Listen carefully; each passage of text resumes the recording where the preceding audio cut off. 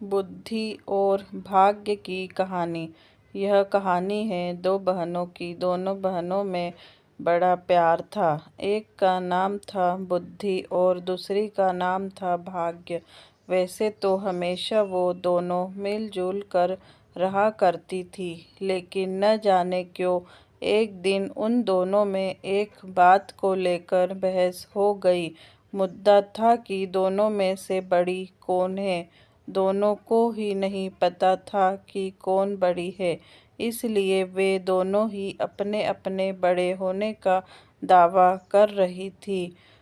लंबी चलने वाली बहस का कोई परिणाम नहीं आता देखकर दोनों ने मिलकर एक समाधान निकाला। दोनों ने तय किया कि वे दोनों एक साथ किसी एक घर में जाएगी और वहां अपनी अपनी शक्तियां आजमाएगी। जो बड़ा होगा वही जीत जाएगा।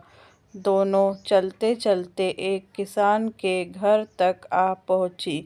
इस किसान के घर में उसके दो बेटे रहते थे। दोनों ही किसी परीक्षा की तैयारी कर रहे थे।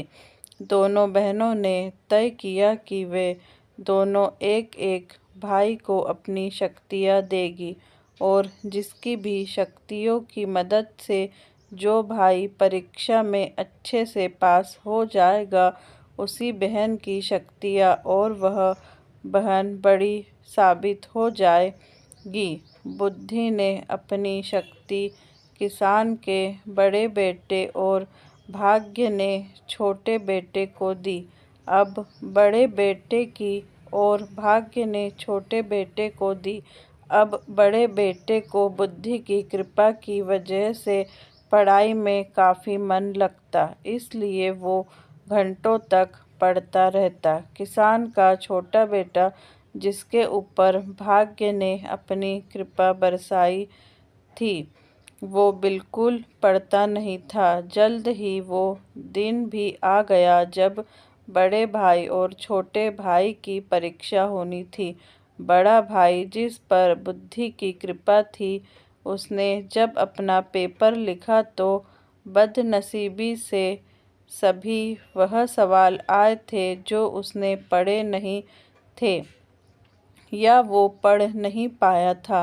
अगले दिन भाग्य की कृपा के साथ छोटा भाई परीक्षा देने गया। भाग्य उसके साथ था, इसलिए उसके पेपर में सबसे आसान प्रश्न पूछे गए थे, लेकिन सब व्यर्थ था क्योंकि उसने कुछ भी नहीं पढ़ा था।